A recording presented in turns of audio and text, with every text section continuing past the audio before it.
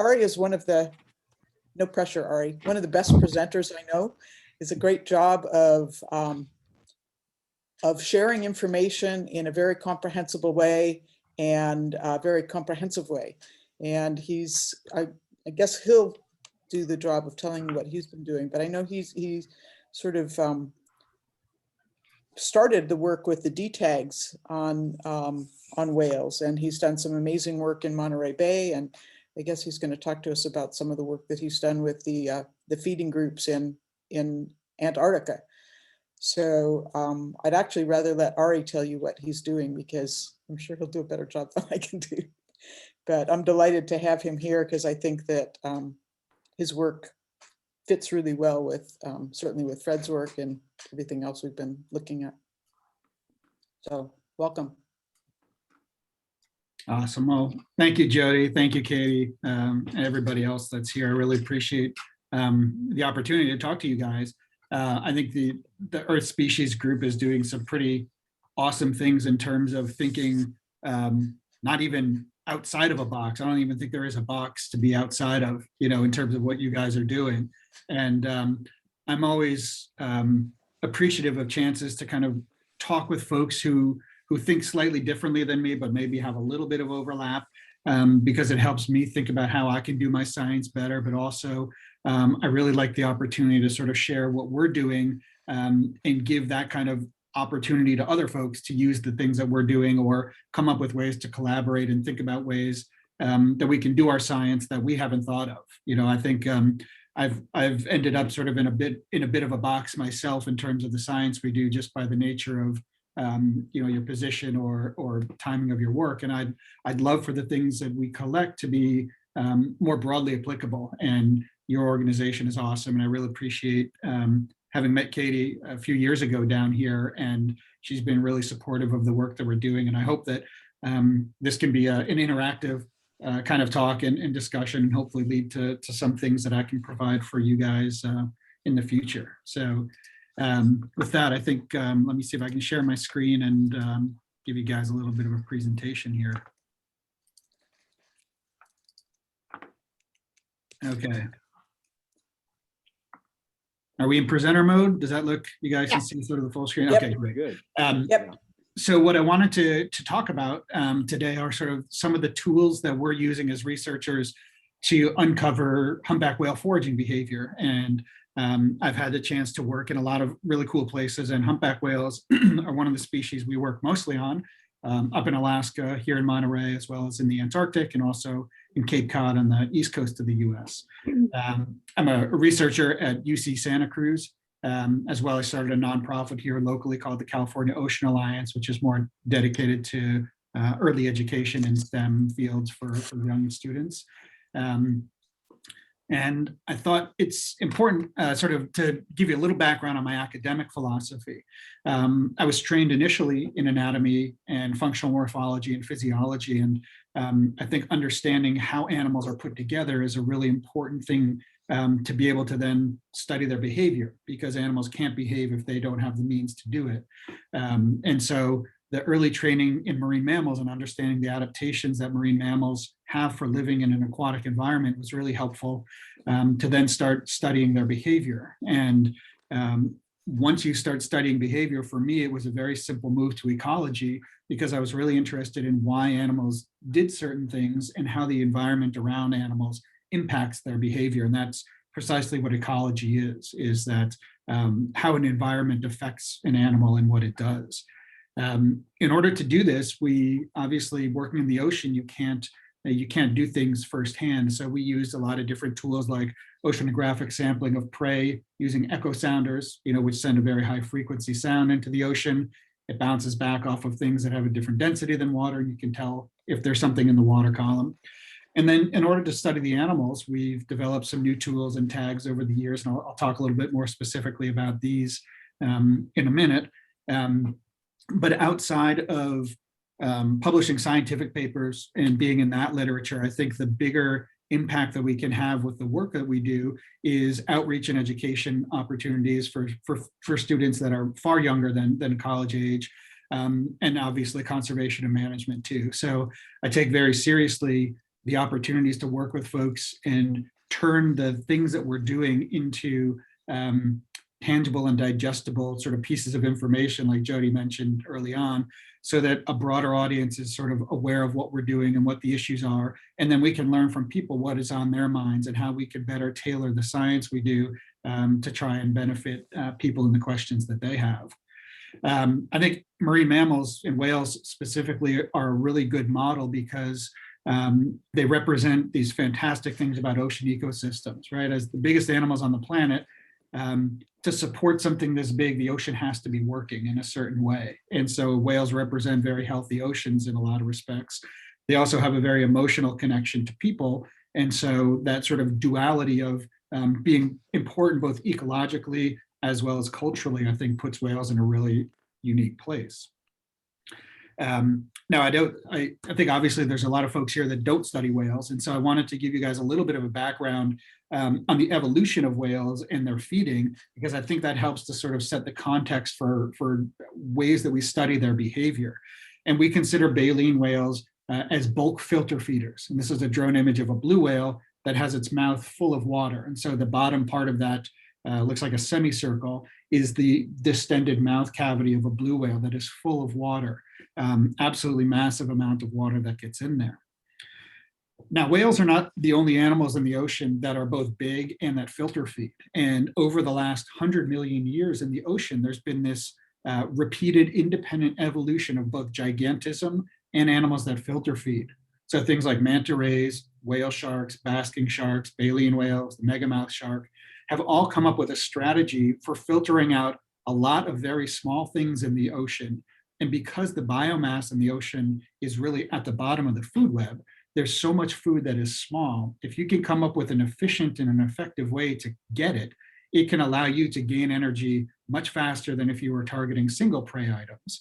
And that allows you to store more energy, which allows you to get bigger, which means your feeding apparatus or your mouth can get bigger, which means you can get more food. And it's this very nice kind of positive feedback loop for how you can become big in the oceans.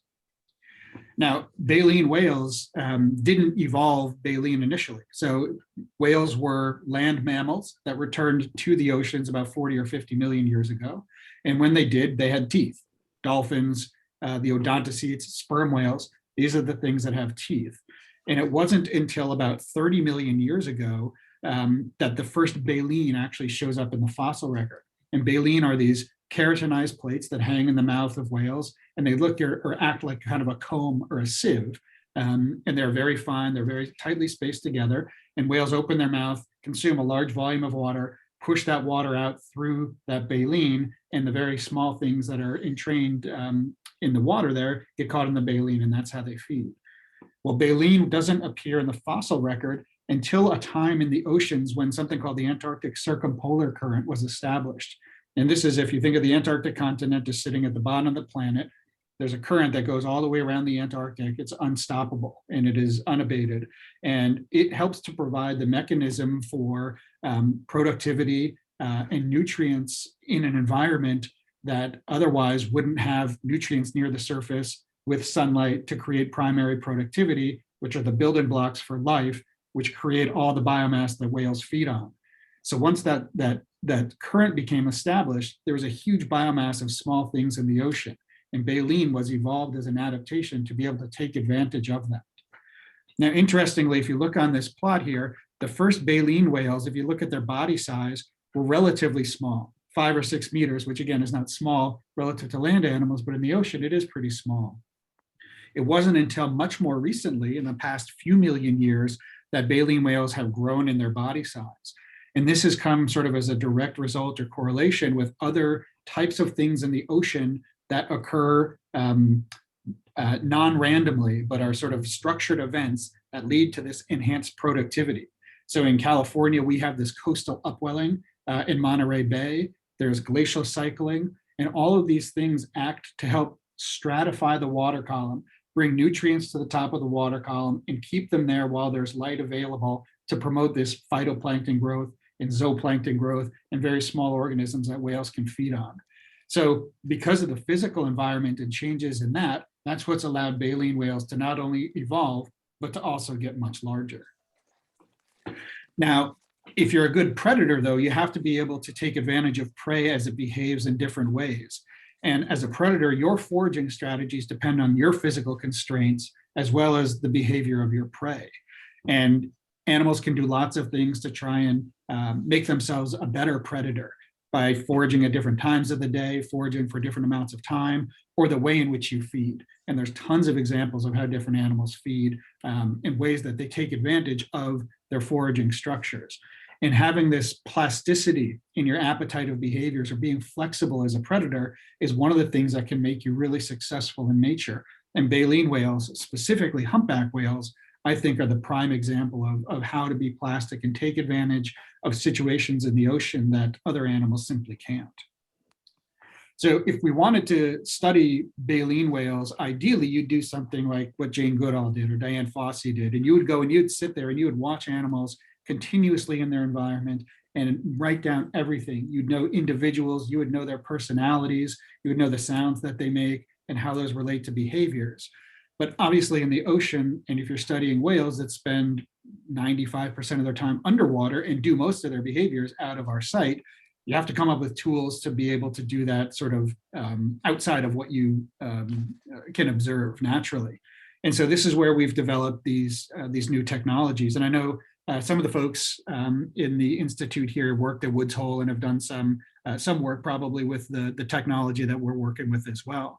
And about 20 years ago or so, these motion sensing tags started to become created using accelerometers and magnetometers and very high rates of sampling that allow you to look at the orientation of a whale in three-dimensional space by looking at the pitch, the roll, and the heading of an animal. And if you do that and you sample that fast enough, you can recreate the motion path of the animal and see how that animal uses three-dimensional space. So these tags that we use are designed to collect data for 1 or 2 days at a time. Because they collect such high sort of frequency data, storage is a bit of an issue. The tags can georeference themselves with a GPS, and that's important when we're trying to link behaviors of these animals to things in their environment, like different types of prey. The tags also have an audio sensor. They have a hydrophone in there, so they're recording the ambient sounds of the environment as well as everything that the whale makes. And then one of the newer additions to these tags is a video camera, either 1 or 2 video cameras that allow us to see from the animal's perspective the environment that it's in. And that gives us an even better degree of context for why animals are doing certain things in their environment.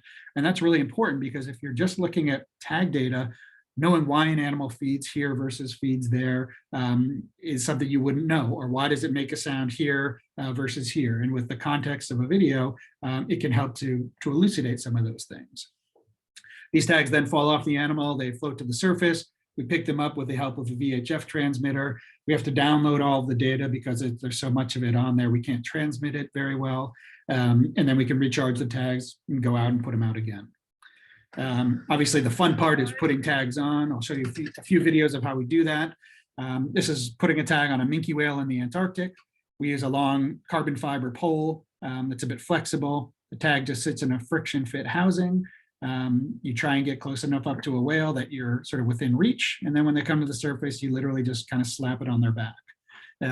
This is my favorite place to work, and I think my favorite animals to work on. Humpback whales are a close second, but Minke whales I think are pretty rad as well. Here's working off of Cape Cod. This is just from a slightly different perspective. Having a boat driver that understands the behavior of these animals is absolutely critical, and communicating with them in a safe way so that you keep yourself out of harm's way as well as the whales out of harm's way is really critical. These are humpback whales on Cape Cod on the east coast of the US.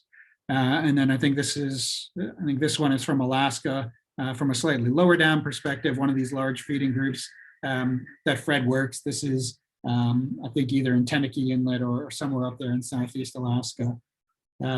Big groups of animals, 10 or 12 of them at a time. Alaska's in April is a hard place to work because the water is extremely dark. And so oftentimes we're kind of going blind into these areas where we know there's a bunch of whales, and then hopefully one of them is going to pop up close enough to us that we can get a tag on. You'll just see, again, when it works, it's a very straightforward process. And I'm only going to show you the times that it works. Doesn't make sense to show you guys all the misses and all of the hours of trying to get up close to a whale where it doesn't work. But we've gotten pretty good at it. The more we understand about the behavior of the whales, the better we can get close up to them and know when it's an effective time to get them. So once we have the tag data back, there's a few things that we need to do in order to understand how the whales are behaving underwater. And this is a great image that we published in Science a couple of years ago, demonstrating some of the different things that we do. So the first thing, if you look at our tag data, this is just a time depth plot. So it's showing on the y-axis depth, on the x-axis is time. This is an individual whale's dive profile, and each of the red dots indicates a place where we think there's a feeding lunge that's occurring. And the way that we determine whether an animal opens its mouth underwater is through a combination of these motion sensors and then corroborating it with video.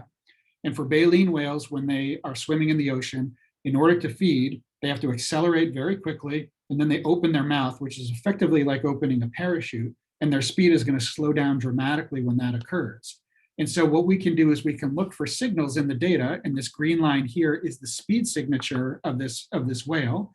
And then these are different frames of the video that are associated with that time. If we go through and look for these times where you have a very rapid acceleration and then deceleration and corroborate that where you can see the whale's mouth actually open up, it allows you to go then through your data and you can set up automation or grad students, whichever one you have at your availability. And they can go through all of these records and pull out the time, the depth when all of these feeding events occur. And then the next step is to relate that to the environment of the animal. So now what we've done here is we've overlaid the dive profile of the whale. And in the background, that sort of color that you see, that kind of pebbly color, that's the density of prey in the water column. So we can begin to link when animals are feeding to the environment of prey that's around them by collecting these data at the same time. And it seems like a very straightforward thing to do, but until we had both tools to do this, and that only occurred within the last 10 years or so, this was a really difficult thing for us to be able to achieve. Hey, Ari, can I ask about what sense modalities are they using to find the prey? It's dark down there at 300 meters. Well, that's next week's lecture. It's, to the best of our knowledge, it's a combination of all of the senses that they have at different scales. So they're probably using passive listening to hear other animals or prey at some distance. We think there's probably some tactile nature to animals that swim through a prey patch. And once they stop feeling prey hitting them, they turn around and come back through it and lunge. And there may be a visual component to it too. I'll get to a visual component when I talk about bubble net feeding specifically. Taste, we don't really have a good sense for, and smell, we don't know very well about how they use those senses. But it's largely going to be a combination of all all five of the senses. Yeah. So this is just an example of what sort of the data stream look like when we take it off of a tag. So this is kind of hot off the presses stuff. This is a minke whale in the Antarctic swimming under sea ice. And what you see here, the blue line here is the depth profile of the whale. The green is that speed. And then the orientation in pitch, roll, and heading is on the bottom here. You can also see those numerically on the left side here. And then the orientation of the whale up in the upper left-hand corner here, you can see. So you can see the attitude of the whale. And this is just fascinating because this is a minke whale swimming under sea ice that is my favorite thing in the world to watch. And I'll let this kind of play. You'll see another sort of surfacing event, and then you'll see a feeding lunge, and you'll see how, in these animals, how quickly it occurs. And what's important about the video here, too, is that it allows us to say what environment this minke whale is feeding in. So for animals that use structure, we can start to use this video to tell us how much time are they feeding in sea ice versus feeding in open water. Or are there other animals around them when they're feeding versus are they feeding, sort of solo? So here you see the animal is about to dive down. You can see it's starting to pitch downward, and then it's going to turn very quickly. You'll see it accelerate right there. It's going to open its mouth right there. And then you see all the krill that didn't make it, or that did make it after the feeding event, kind of passing through. So this is sort of the full data stream, the full Monty that we get from animals. And it allows you, I think, a really sort of visual and sort of intuitive look at sort of how these animals behave that we otherwise wouldn't have had. So a couple of the things that we've gleaned from these kinds of data is that there's a very big difference between how whales maneuver when they're foraging on very dense prey patches versus smaller and less dense prey patches. And what we found is that if a whale can find a really big dense prey patch, it kind of goes through and mows the lawn like Pac-Man. Doesn't have to do a whole lot to get that food. But when they find smaller prey patches that might be a little more diffuse in the water column and more independent or discrete, the animals actually have to do more maneuvering. They either have to do these very elaborate rolls to be able to see the prey with their eyes, or they have to do something else to either corral that prey or do something to make it an efficient density for these animals to feed on. So because these animals are so big, that density threshold of food has to be pretty high for it to outweigh the energetic costs of moving your body. So these guys want to find hamburgers and burritos and not kale chips and seaweed effectively. So if we think about bubble net feeding, and I don't know how much you guys all have talked about it, there's a handful of things that we do know about it that I wanted to just sort of start off with to make it seem like we've got a little bit of a handle on this. And a lot of this is information that Fred has been really central in helping understand throughout time. So bubble net feeding as a strategy of group feeding where animals produce bubbles in some kind of a spiral or some kind of a net to corral prey is found in isolated populations in the northwestern Atlantic off Cape Cod, the Northeast Pacific where Fred works, and also in the Southeast Pacific and the Antarctic Peninsula. And when these have been described, at least by people, has differed. You know, the Atlantic and the Pacific were described in the 70s and 80s, and the Antarctic really wasn't described until the last 15 or 20 years or so. There's variable prey types and prey sizes and maneuverability that animals make bubble nets around. Alaska, it's largely on herring. Off Cape Cod, it's generally sand lance. And in the Antarctic, it's exclusively krill. So these are prey types that are not only different in size. A herring might be 30 centimeters long, a sand lance might be 12, and a krill is about 3. There's also evidence to support that group size correlates with prey size and maneuverability. So in the awesome image behind you right there, you can see a big group of humpbacks feeding in probably in Alaska. The bigger group sizes tend to correlate with bigger prey that are more maneuverable, and then smaller group sizes with smaller prey that are less maneuverable. So in the Antarctic, we only see bubble net feeding occurring in groups between 1 or 2, maybe 3 or 4 animals at the most, whereas in Alaska, you might have groups of 12 or 15 animals at a time. We see that there are individualized feeding strategies and also defined roles in feeding groups that remain constant. So I'll show you some data that supports this, where you have an individual that has its way of doing things, and it repeats that over and over and over, independent of the animals that it's feeding with. And so if I were feeding with Jody and Katie, I would do one thing. And then if I went and fed with 2 other people, I would have that same role in that feeding group.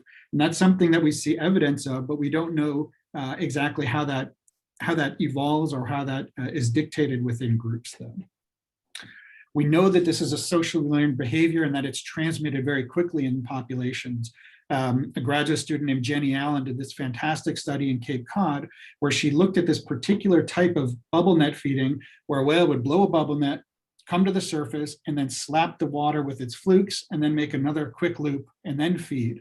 And this lobtail feeding, as it was called, she went and she looked at how quickly it spread from the first animal that they ever noticed doing it to ubiquitous in this population.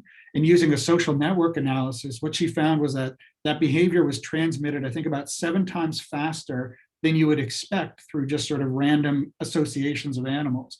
And what she concluded was that animals that are feeding with other animals see what works and are able to incorporate that type of feeding strategy and sort of take it as their own. And they may have their own little flair to it, but everybody in this population now was kick feeding very soon after the first whale started doing that.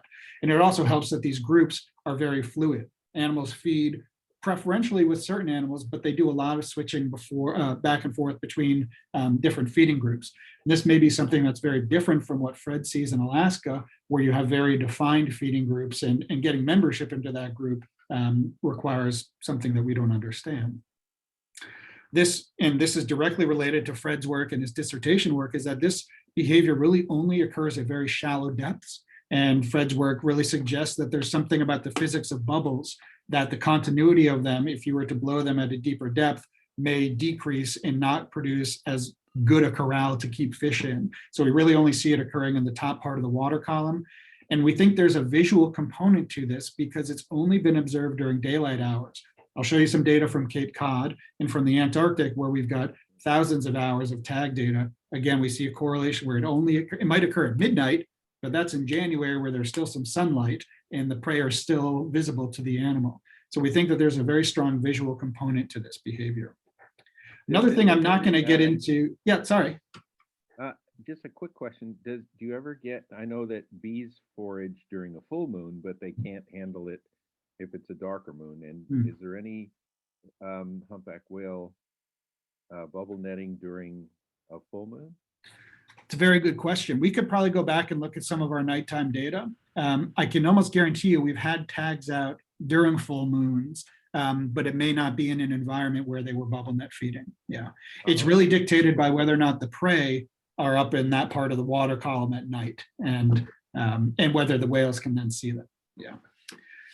One other interest, yes.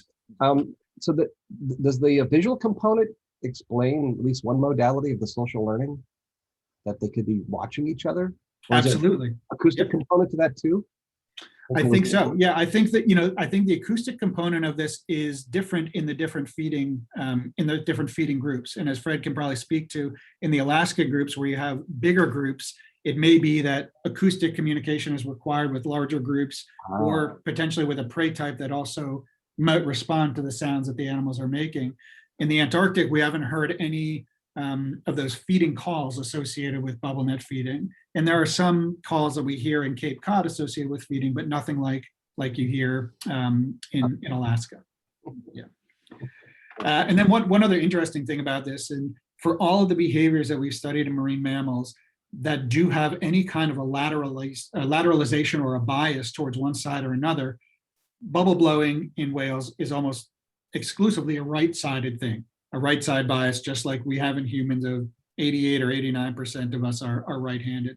We see the same distributions and same frequencies in behaviors in whales. And I can speak about that a little bit. That's not hemisphere dependent? No, it's not.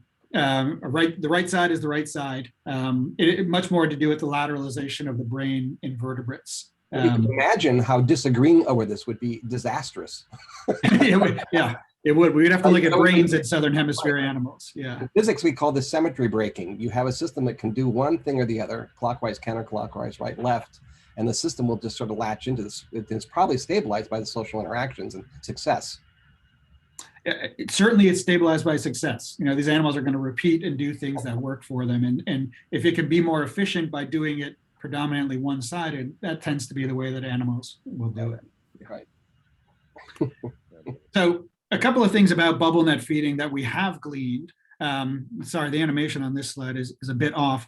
What we have found is that if you look at the prey patches around where bubble net feeding occurs, we see significantly more bubble feeding when prey are aggregated vertically rather than they are horizontally in the water column. I call this like the Pringle can hypothesis, right? So if you have a Pringle can and all your potato chips are spread out in a flat plane, and you try and stack them inside there, you're only going to get one at a time. But if those potato chips are standing up in a stack, and you can put the can over all of them at once. And so it might be that it's a much more efficient way to corral prey if they're already sort of doing that themselves in a vertical fashion. So here's the data to show you that the daytime versus nighttime feeding. And what this data shows you is between sunrise and sunset, and this is in Cape Cod. The red line shows you the frequency of bottom feeding. These animals that are feeding on sandlands are feeding on a prey that during the daytime is up in the water column near the surface, and then at night those prey descend into the substrate, and the whales literally follow them there. So as soon as sunrise occurs, there's no bottom feeding. It starts to pick up in late afternoon, and then it picks up into the evening when it's dark, when those prey are descended. And you see sort of the transposition of that in terms of when surface feeding occurs. We see none of it occurring during night hours. As soon as it starts to get light out and those prey are moving, you see a peak in bubble net feeding right at midday, and then it tails off after sunrise and doesn't see it again occurring during the nighttime. Now, one of the things we've learned over time is that This holds true for bubble net feeding, but bottom feeding does not hold true for. There are some days when the prey descend into the water, into the substrate during the day, and the whales will switch back and forth between bubble net feeding and bottom feeding during the day, but we've never seen the animals do bubble netting at night. Okay, so if you want to see some of the variation in the types of bubbles that these animals make, here's a couple of different tags on humpbacks that'll just show you some of the different strategies. One is going to be blowing sort of bursts of bubbles versus a stream of bubbles. I like this guy because he's got a barnacle on him. That's pretty cool. So this is the left pectoral flipper of the whale. The blowhole is right here. You can't quite see it, but you can see that there's a very regular pulsing of bubbles. That pectoral fin that's up indicates the animal is rolling. It's kind of doing a banked roll right now. And if we had the sensors, you'd see that the roll data and the heading data were all changing very quickly. You can see some krill right there. So this is an animal in the Antarctic. And then it just did its lunge just below the surface. And then here is an animal that does something slightly differently. You'll see that this guy starts to blow bubbles in more of a constant stream than in those episodic bursts of bubbles. So right here, this is some either individual variability that the different animals have in the strategy, or different roles within a feeding group that animals might have.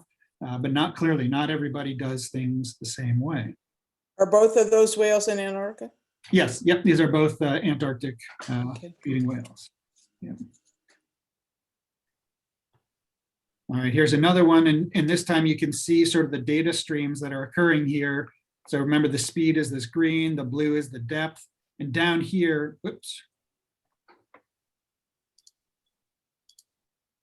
the blue is the heading in this file down here, and you can see that the heading is going to start changing very quickly here as the animal starts to make a full 360-degree loop. That starts just at the same time that the animal starts to release those bubbles. And so this is a camera, this is a tag that has two cameras on it. This one is facing forward here. This one is sort of looking up the back directly towards the surface. So the bubble streams are passing by, and this tag is on the right-hand side of this animal. You can see right there that the mouth is actually almost open right there.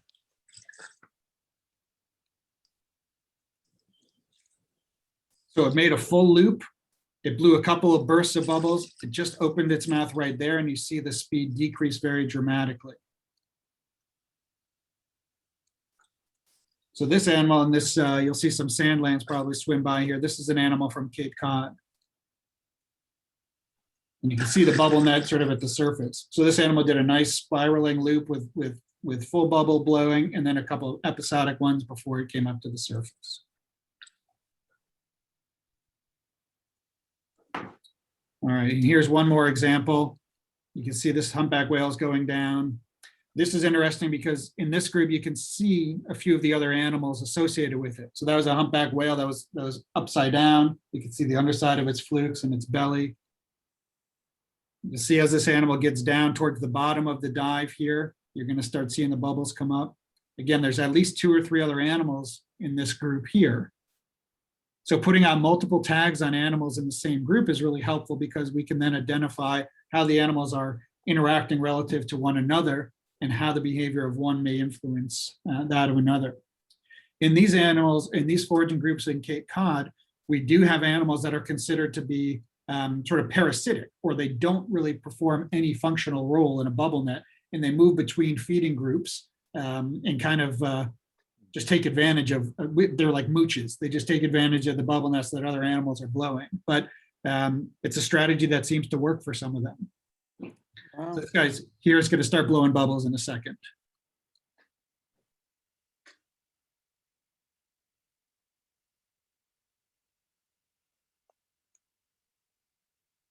To me, this looks a little more chaotic than really organized. But this animal is doing sort of its bursting bubbles. And not all the animals are going to sort of open their mouths at the same time. You can see that one up here. Looks like it's already got sort of a distended mouth, like it may have already fed, and maybe the one with the tag on it got pushed down a little bit and wasn't able to feed sort of at the same time. So the coordination in this group may not be ideal. Is there just one whale blowing bubbles in the Cape Cod groups generally? Generally, there is just one. We occasionally do see more than one animal, but I think the vast majority of events are a single animal blowing bubbles. Yeah.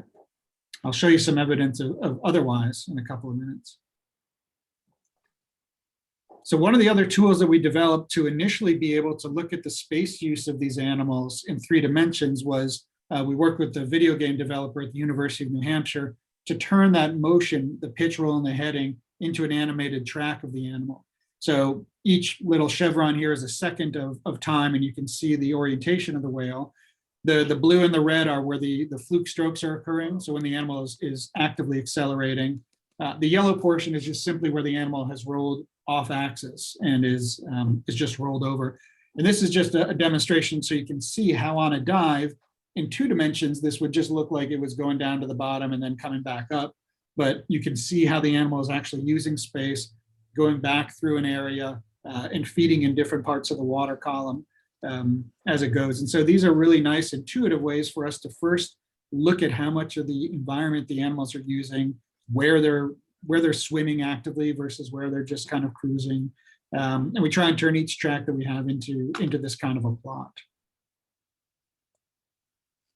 So this is just showing you how we can go from, on the left, this is the track of the whale if you just looked at it at the surface. And then if you turn that into a track plot in the bottom right, you can see these kind of loops. They look like little circles. Those are individual bubble net feeding events for a humpback whale. And this is probably a 2 or 3 hour window that we're looking at. So you can see that these animals are repeating things over and over and over again. And if you were to look at sort of the signature kinematically of the amount of roll, the amount of the speed, the size of those bubbles, it's going to remain very, very constant within that individual. And that's one of the things that we've used as evidence to support individuals having their own kind of style. It's just a closer up look at that. What's the timing on the bubble distribution in the upper right there? It looks like they're equispaced in time. Is that related to the size of the whale or something like that? Doesn't it? It looks very digital, the bubble net. It certainly does. We haven't looked at sort of that periodicity of bubble blowing and if it relates to the biology of the animals. Yeah, that's something we haven't sort of looked at quite yet. It's a very good question. Yeah, how to count. You know, they're counting basically to Yeah. get it evenly spaced. Yeah, yep. No, there's got to be. It's certainly an active process. There's something I'm going on. wondering if, like the head's going up and down, or is like, I think you also track the fluke, right? So I mean, Yes. that would be a really interesting thing to correlate. Oh, if the fluke rates correspond. Fluke rates then or those the kind of head, bursts occur. the head undulation. Yeah, Is I would actually say something- just looking at this image here, it seems like those bubbles are very close together, and the periodicity of the fluke strokes is, because it's such a large amplitude, is a couple of seconds. So my guess is that these bursts might be 2/4 time, instead of 4/4 time for the Right. these. Cut it If in the half. fluke strokes are a metronome. Yeah. Right. And Yeah. you've clearly demonstrated that the humpback whales have discovered the Mobius band. You can take credit for that. Absolutely. Okay, write that one up. Yeah. Yeah.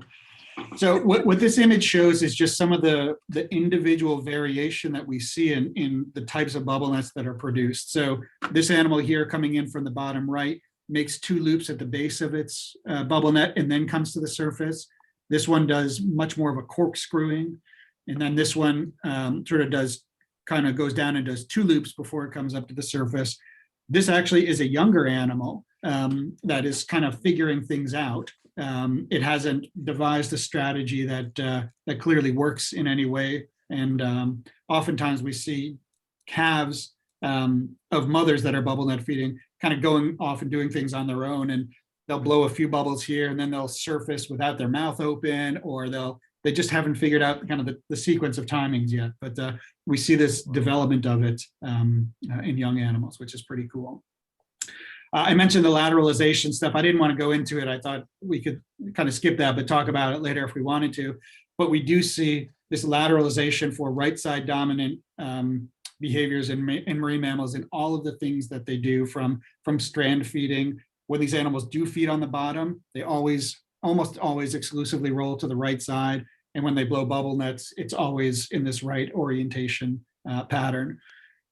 What we demonstrated this in blue whales, which was kind of cool, is if you look at the index of whether or not animals do things more predominantly right side or left side or with no preference, if you model a population where you have no preference for lateralization, that's what you sort of see in blue here, with most of the animals not showing a favor towards one side.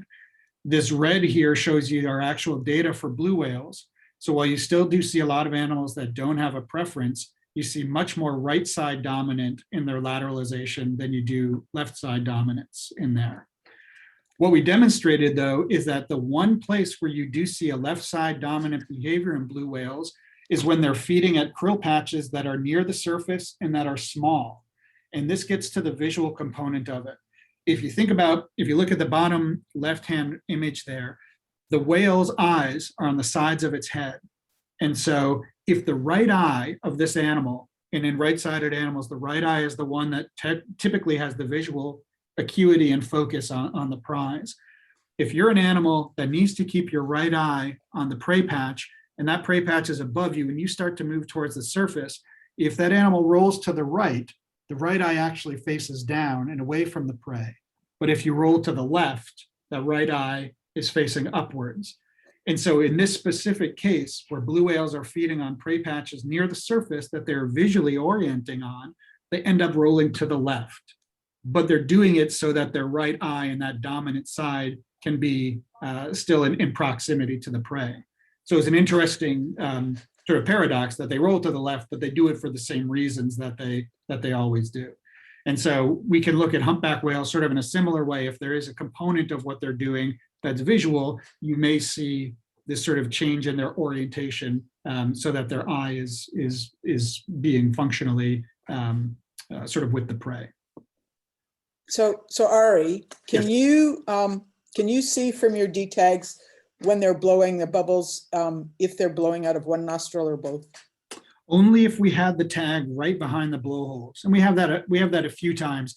As far as I can tell, the blowholes don't move independently. It seems to be both are open or not. Yeah. Okay, because we've got, I mean, Fred and I are working on bubble rings, and I think there's at least 2 whales. I know there's one who blows bubble rings out of the right nostril only. Mm-hmm. And I think there was another whale that we saw that with as well. So I'm just really curious about that. Yeah, we haven't looked. If you want to look at some of our data, Jody, I'd be happy to send you hours of video footage, and you can look at it and see how whales do that. Yeah. Thank you. Fine. The last thing I wanted to show you guys was just sort of, we're starting to look at these animals from above with drone imagery to help us get a sort of perspective on the size and the shape of these bubble nets. And this is, from the human perspective, a much more tangible way to think about bubble netting. This is just a little video from the Antarctic, working with humpback whales. As our buddy Julian Dale, this is my buddy Dave Johnston. I can skip ahead to, I'll just let this play. It's about a minute or so long, just showing you the drones that we put up in the air. Again, this is working in the Antarctic. And this will speak to the question about whether you have one animal blowing bubbles in a net or multiple animals. And one of the things I'm really interested in, and that I'd love to hear Fred's opinion on, is that I feel like in the Antarctic, bubble netting is a new behavior that we're just starting to see evolve in this population, and that roles haven't been defined very well in these animals. And so in this image here, you can definitely see 2 parallel bubble nets being blown at the same time by a pair of animals. In most of the other parts of the world where those groups and those roles are very well defined, you don't see a lot of animals blowing bubbles. And so what I'd like to do is look at the associations between individuals in the Antarctic and get a better sense of, is there evidence that this is a new behavior that is just sort of coming back into favor as this population recovers from being decimated by whaling, and that cultural knowledge is just not in the population now, but over time, these animals will develop those roles and will do things in a way that is a little bit more effective or a little bit more efficient for them. And so hopefully this is the kind of group that can think, like I said, outside the box to help come up with ways that you might be able to you might be able to test those questions or look at those questions that we just haven't thought of.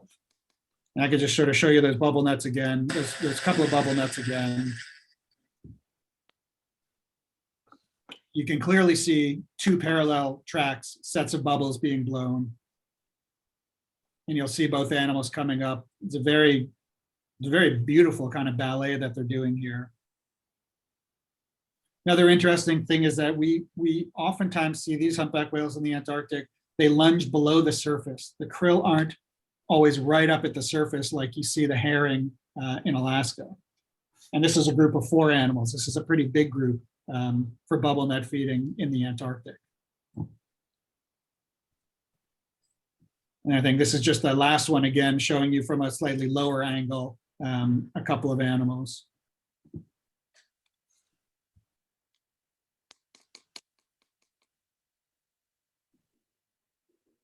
It's beautiful. You can see sort of the curtain as it rises here and kind of comes to be a lot more constricted. But it certainly appears to me that there's 2 sets of whales blowing bubbles here. And you'll see the second whale come up to the surface right over here.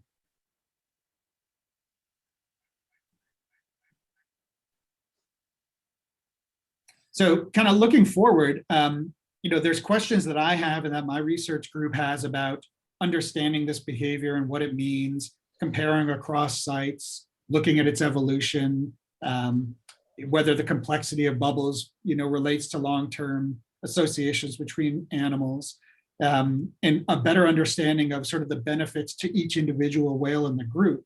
But I feel like I'm in a really unique position here because I've got your attention now, and I think my ceiling for asking questions about this is pretty low, but you guys have the brain power and the capacity to think well beyond what I can as a whale biologist, and think about the tools and the toolboxes that you guys all have to strategize ways that you could now think about answering these questions that I would be really interested in. So hopefully, rather than tell you a lot of stuff, this has been more of an introduction to things and allows you guys to start thinking creatively and critically about whether or not these are questions that you're interested in answering, or if there's any things that you guys can learn from what we've done, or vice versa. And I'd really appreciate sort of some, talking more about this and learning about what interests you guys and what, if anything, we can, in our group, help you with.